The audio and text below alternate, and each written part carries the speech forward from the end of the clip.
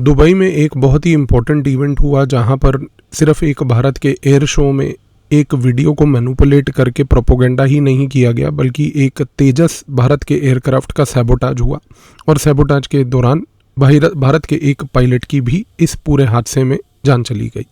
लेकिन इस पूरे गेम के पीछे जो एक बहुत बड़ा ऑनलाइन प्रोपोगेंडा किया गया, आज के इस वीडियो में समझने की कोशिश करेंगे कि उसकी रणनीति क्या थी, उसकी पूरी मेथडोलॉजी क्या थी और ऑब्जेक्टिव क्या था। सबसे पहली चीज़ को समझिए कि यहाँ पर जो दुबई के अंदर एक एक्सीडेंट हुआ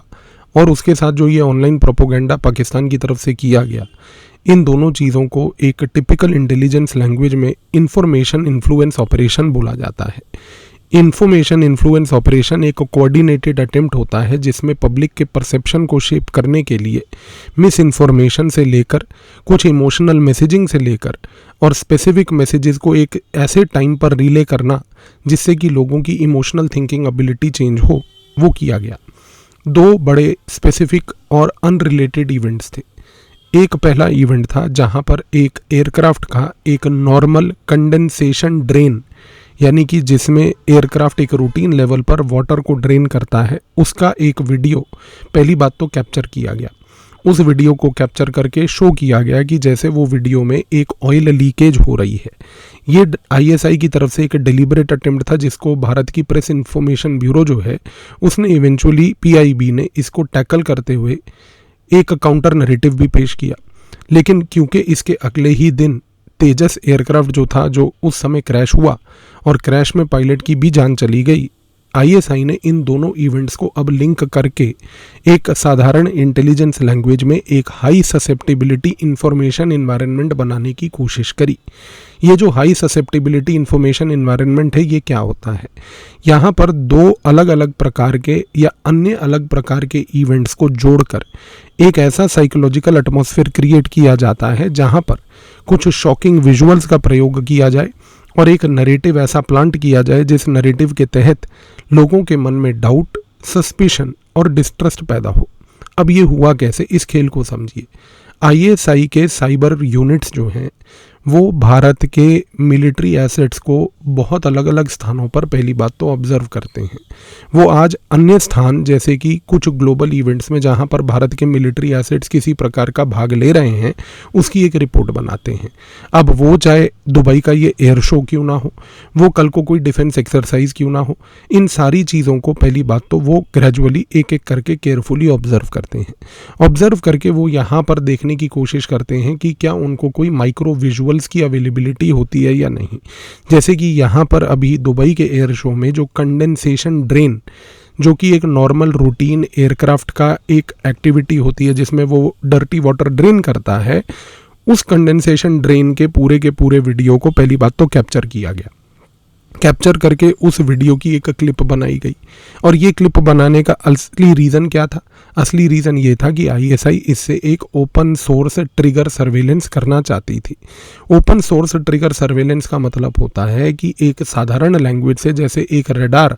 आज स्कैनिंग करता है अलग अलग प्रकार की वल्नरेबिलिटीज़ को, उसी तरीके से आप इन ओपन सोर्स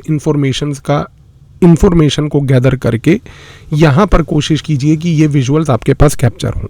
जैसे ही ये विजुअल्स आपके पास कैप्चर हों, इसके बाद ISI ने तुरंत इस पर्टिकुलर कंडेंसेशन ड्रेन का सीडिंग डिसइंफॉर्मेशन कैंपेन शुरू किया।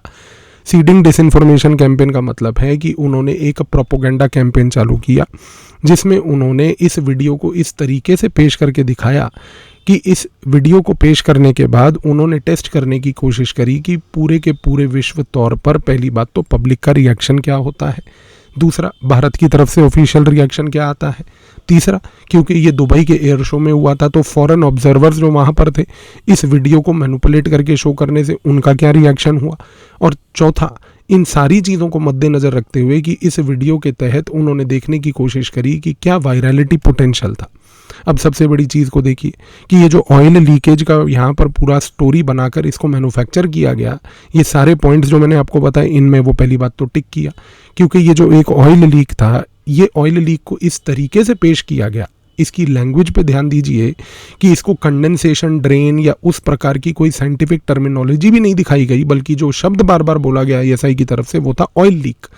ताकि एक नॉन टेक्निकल ऑडियंस जिसको टेक्नोलॉजी के बारे में, एयरक्राफ्ट, एवियोनिक्स, एविएशन के बारे में नॉलेज नहीं है, वो भी एकदम इस पर्टिकुलर ऑयल लीक को समझ के देख जाए कि नहीं, भारत के एयरक्राफ्ट्स में तो ऑयल लीक होता है, कोई ना कोई प्रॉब्लम ज़रूर है। क्योंकि मैंने आपको बताया, उद्देश्य है कि लोगों के मन में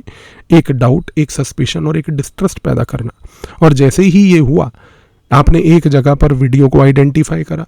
आपने ओपन सोर्स ट्रिगर सर्वेलेंस करा जिससे आपने ये वीडियो पकड़ी, उसके बाद तुरंत आपने इसका वायरलिटी पोटेंशियल करते हुए इस वीडियो को आपने एक ग्लोबल लेवल पर एक सीडिंग डिसइंफॉर्मेशन के तहत प्रोपोगेंडा किया।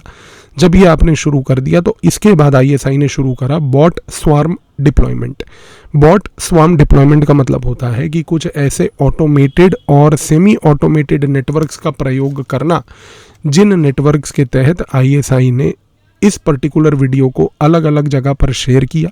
इनके नीचे अलग अलग स्थानों पर कमेंट्स बनवाए और कमेंट्स बनवाने के बाद यहाँ पर अलग अलग प्रकार के हैशटैग्स के तहत एक आर्टिफिशियल कंसेंसस इंजीनियरिंग करी। आर्टिफिशियल कंसेंसस इंजीनियरिंग का मतलब समझिए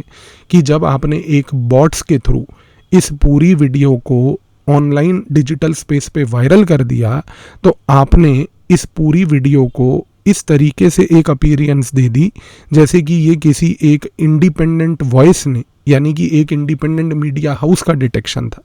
इस चीज़ को समझिए, क्योंकि यहाँ पर जब हम बात करते हैं एक आर्टिफिशियल कंसेंसस इंजीनियरिंग की, तो आईएसआई कोशिश कर रही है, एक शब्द जिसको मैं बोलूँगा तो आप कहेंगे कि मैं बहुत टेक्निकल बातें करता हूँ, लेकिन ये शब्द समझिए, इसका नाम है इन्फ्लुएंस लॉन्डरिंग।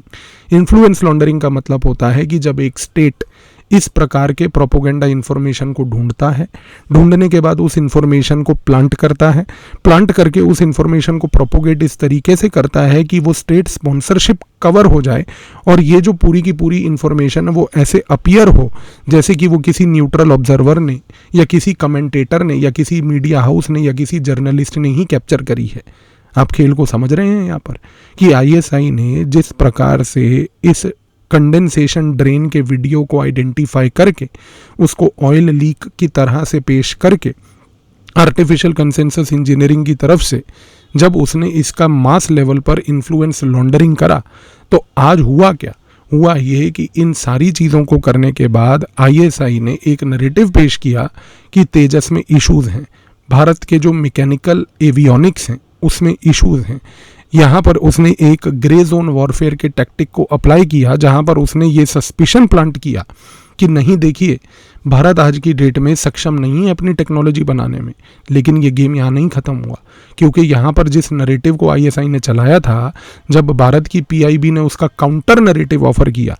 तो काउंटर नैरेटिव के तहत जब उसने ये बात बोली पीआईबी ने कि ये एक कंडेंसेशन ड्रेन का वीडियो था, जो एक नॉर्मल वीडियो था जिसको आप ज़बरदस्ती ऐसा बढ़ा चढ़ा कर दिखा रहे हैं, तो आईएसआई ने इसी चीज़ को पकड़ के फिर काउंटर नैरेटिव को ही एक नैरेटिव क्लैश बना दिया, ये कहते हुए कि नहीं, देखिए, भारत अपने नाकामी और फेलियर को कवर अप कर रहा है। ये चीज़ सक्सेसफुल ना होती अगर अगले दिन तेजस का क्रैश ना होता, लेकिन क्योंकि अगले दिन तेजस का क्रैश हुआ, तेजस के क्रैश से एक दिन पहले आईएसआई के इस प्रोपोगेंडा से एक चीज़ तो तय हो गई कि इन दोनों चीज़ों को इंटरकनेक्ट करके आईएसआई ने जिस प्रकार का नैरेटिव बनाया, उस नैरेटिव से अब ये बात तो प्रूव हो गई कि वो तेजस को एक अनरिलायबल प्रूव करने में यहाँ पर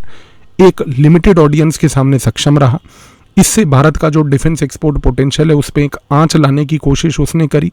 यहाँ पर ज़रूरी नहीं है कि आज अमेरिका, जो चाहता नहीं कि भारत एक डिफेंस एक्सपोर्टर बने, कि वो खुद ही भारत के इंटरेस्ट्स को अंडरमाइन करे। उसके बिहाफ पर पाकिस्तान जैसे स्टेट्स इस प्रकार की गतिविधि को करके इस चीज़ों को भी अंजाम दे सकते हैं। और उसने एक ग्लोबल परसेप्शन यहाँ पर क्रिएट कर दिया कि भारत के जितने भी इंटरनेशनल एयर शोज़ में उसकी प्रेजेंस है, वो प्रेजेंस से वो किसी भी प्रकार की ग्लोबल प्रोडक्ट्स की मार्केटिंग नहीं कर सकता, क्योंकि एयर शोज़ आज की डेट में इस प्रकार के मार्केटिंग इवेंट्स होते हैं जहाँ पर आप अपने इन प्रकार के खास करके प्रोडक्ट्स को वर्ल्ड के सामने शोकेस कर सकते हो। तो आई बिलीव ये जो पूरे प्रोपोगेंडा की एक एक लेयर मैंने आपको समझाई, इस लेयर को समझने के बाद अब आप समझेंगे कि आईएसआई की पाकिस्तान की आज ये एजेंसी ने किस तरीके से इस गेम को बढ़ावा देते हुए इस प्रकार का यहाँ पर खेल खेलने की कोशिश करी। लेकिन ये खेल लॉन्ग रन में नाकाम रहेगा, क्योंकि जो देश भारत के साथ इस मोमेंट पर डिफेंस इंपोर्ट्स कर रहे हैं उनको भारत की डिफेंस टेक्नोलॉजी पे भरोसा है और भारत आत्मनिर्भरता की ओर बढ़ते हुए अपने डिफेंस प्रोडक्ट्स को आगे बढ़ाता रहेगा।